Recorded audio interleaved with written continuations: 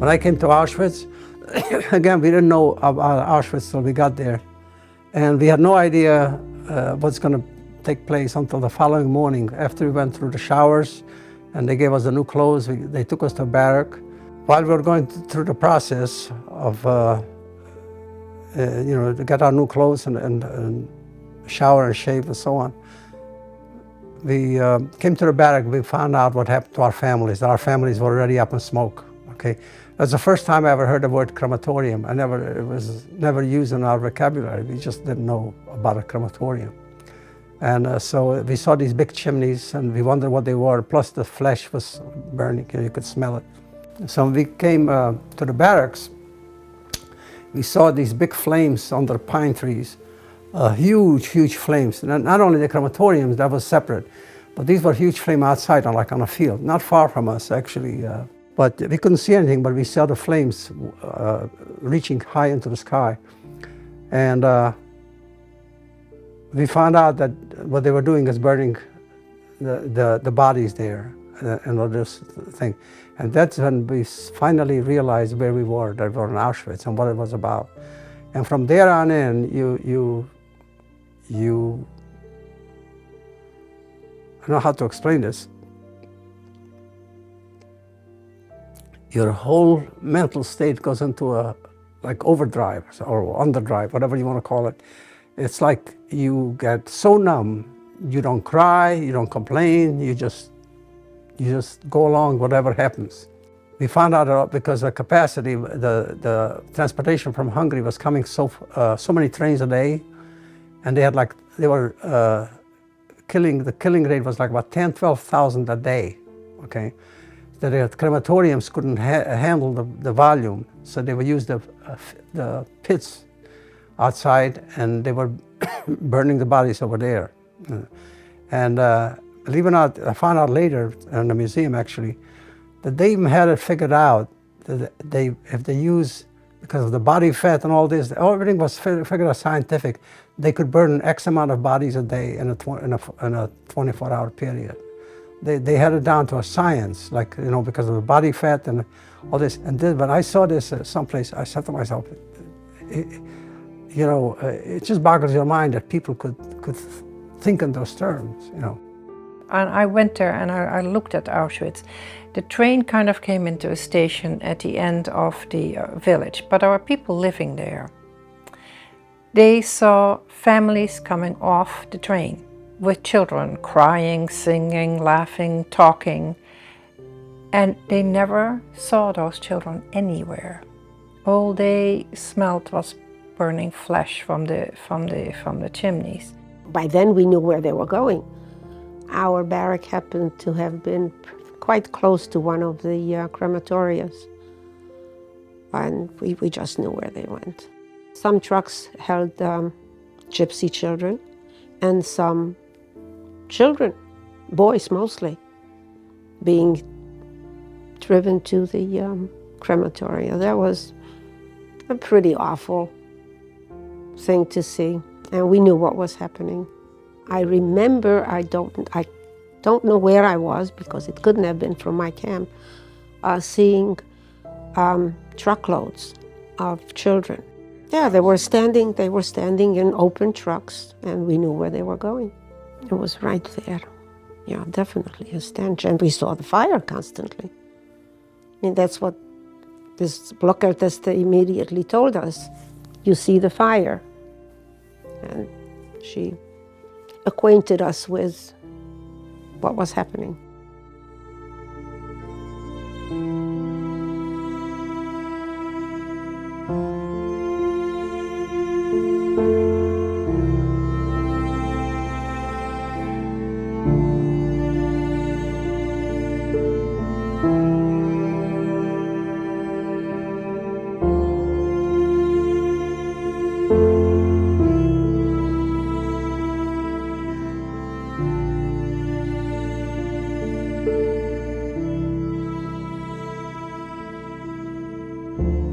The first night we spent in that barrack, we had screams next barrack to us. We didn't know what it was. I mean, I never had screams like that before. I was still only 15 years old. I was frightened to death. I lost all my family. I lost my dear sister, which was like my mother to me at the end. I looked up to her. She would give her bread. Sometime I would give it to me. We didn't know till the next morning what those screams were. There was a barrack with gypsies, and they didn't like, there was gypsy night. All the gypsies were killed, and I don't know how they did it. They must have dragged them out there, and they probably put on a fight. They didn't want to leave. They took them over to the crematorium. I don't know how they did that, I don't know. All I know, it was quiet the next morning, and we got that same news broadcast from these pushcart guys. We used to get, they've been there 6 months already. We had just arrived. So they told us there was gypsy night, and they're all burnt up already. It was a sub-camp of Auschwitz called B-U-N-A, Buna, Monowitz. It was a sub-camp of Auschwitz. There was a little bit cleaner, believe it or not. You still smell the stench from the burning flesh that was all over there, but not as much as in Auschwitz itself. It was a little further away. We told them they had more bodies outside the crematorium than they can burn. So the bodies were lined up in the front of the crematorium like a lumberyard with wood. And they were inhumane people, inhumane people. And now you see these people were only maybe a half a mile away from the crematoriums. They showed in the Washington Post, I think, there's pictures where these German women and men, they're dancing and they're happy or lucky, and they're burning people, innocent people, babies. How do you kill a child? And I can never get over that. Being that I'm a grandfather and I saw my little kiddies, and I said, oh my God, how do you kill a child, innocent child? What did this child do to you? We never saw the sky from the smoke, and we never knew what the smoke was. You knew it was? No, even if my mother knew, we wouldn't have known. She was so careful. She saw us talking to someone, she came running to take us back near her that we shouldn't be told what might be going on. But she might have heard, but she might not have believed. So we were taken out of Auschwitz. That was again a dramatic. It so happened we got to Ravensbrück in the middle of the night. So they could only put some of us into the barracks because they would have to put on the lights. I was with a friend. She lives in Israel, and we often talk, sometimes talk, still after so many years, still talk about it. How we were sitting and holding on to each other and saying goodbye, because we thought that that's it. An order was given during the deportation that Dr. Korczak's children have to be delivered to Umschlagplatz and to the ovens of Treblinka. He gave every child a Jewish flag and singing the Hatikva. He told them, by the way, that they are going on an outing, and singing the Hatikva marched with them through the streets of Warsaw, onto Umschlagplatz, onto the freight trains and into the ovens of Treblinka. He knew what was going to happen to them. He didn't want them to die alone.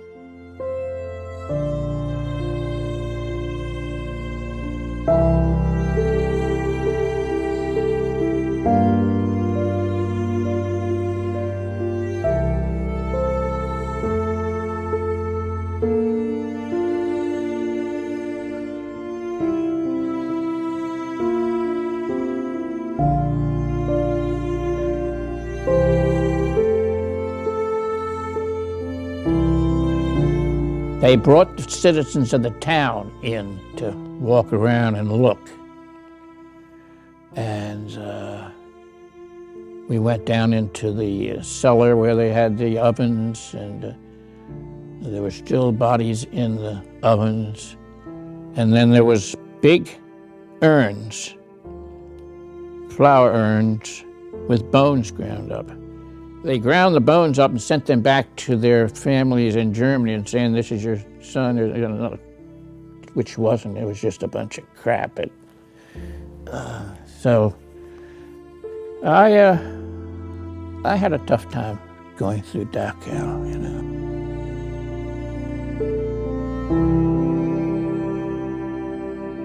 It was something I'll never forget, and I'm sure some of the townspeople had to come through and see what they had done. We'd never forget that, you know. And there were babies and children, old women, young men, old men, some of the people in the homes, and they said, well, we didn't know what was going on, you know. Well, you had to smell the bodies, you know, being burnt, and trains came in and unloaded, and where the hell did they go? They went to the ovens. And yes, that was, it changed my life, I tell you.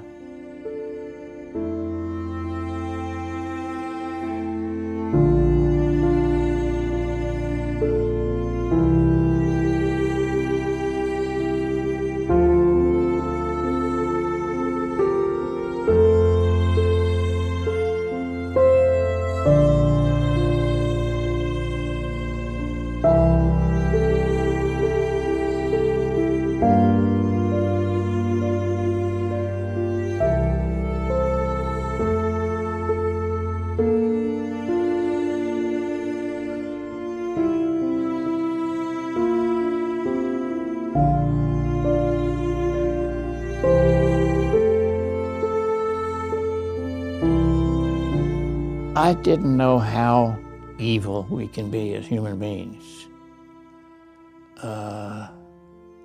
I didn't know how we people can live like vermin.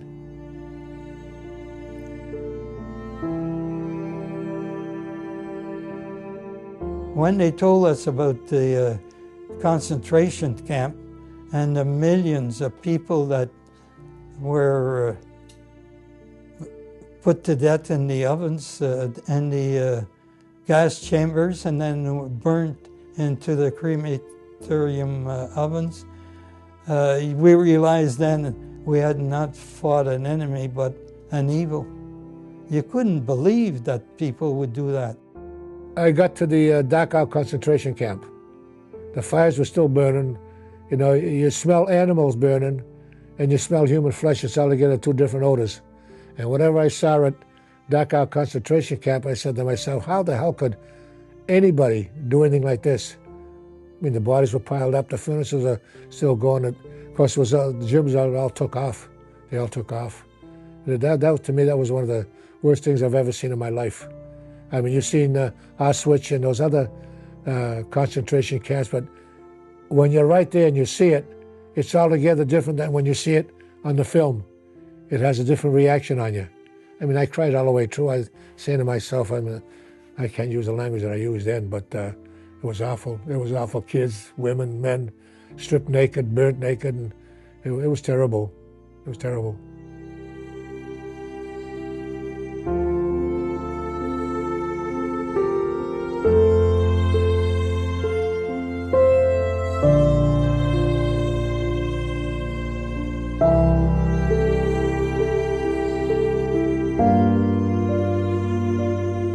You could smell the camp from, burning flesh has a terrible smell. Yeah, you can't imagine in your wildest dreams, you can't imagine what this is like.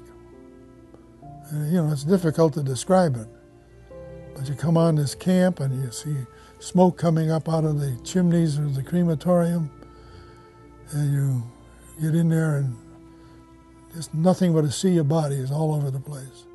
When we got there, of course, it's the same pictures you see of other concentrations. Barbed wire fence all the way around. The Germans were still putting people into crematoriums. And there were thousands and thousands of bodies and thousands of people that were still living. And they had them stacked up like cordwood right outside of the crematorium and were burning. It's something a lot of people threw up and got sick when we got there.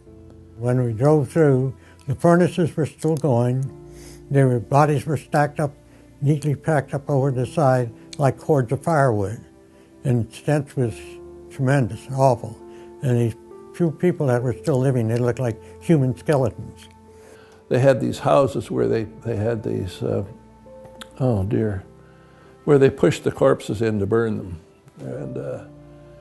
And there were stories there on the walls. This was one concentration camp of several that they kept. so that people can realize what went on in Poland and in Germany. What we saw was bodies stacked up in sheds, okay? Because we found all these dead bodies. There were probably hundreds of them there, and they were burning the bodies. They had a furnace thing there that were burning bodies. I couldn't believe how they could put all those people inside there. Unbelievable. I can see roasting a hog or a cow or a pig to eat, but human beings? I saw where they had built a rack and stacked guys outside, threw them up on this rack, and then they could burn them. They couldn't burn them piling them up. And the thing I can't ever describe is the smell. And I'll never forget it, and you just can't imagine what it was like. We saw the bodies in the incinerators, some laying there ready to go in. Down in the basement, they had these bodies all stacked, and we weren't prepared for that. That was an awful sight. You know, you get sick in the stomach, really. You know, it was, you know, the smell and everything else. It was real bad. You know. I saw the people. It was enough. The smell. It was enough. I saw. And the smell of death is horrible. The first guy that I ran across that was strong enough to speak, he was a German priest, and I could speak German, and I said, what's going on here? And he told me about Buchenwald and the ovens, and I couldn't believe this, and he said, "Don't let me show you." So he took me and showed me the ovens and these bodies. How should I say? I think everybody ought to know about it, because that was something I've never seen, such inhumanity, inhuman treatment. Boy. We stayed there 2 days, and I wanted to go home. We were observers. We were there with Father Butler, and he brought us down. I want you boys to see this. We saw it. I think it was very inhumane for any human being to do that to another human being. It's shocking. And I'll tell you, if you see that, it sets you back. There's no doubt about it. And I was very put out about that, why they would do something like that. You know, the genocide business. It's just unbelievable. Man's inhumanity to the man, I just can't understand it. It occurred, I saw it. I don't understand it. And what can you say? It's just there, and you wonder how can anybody do that to some other people? It was a relief to see the people, but it was very sad, particularly in the concentration, how any person could treat another person like they did. Not negligent, but just gross disregard for life. It happened, and it was terrible. You don't have to be a Jew to understand the horror that they put up with.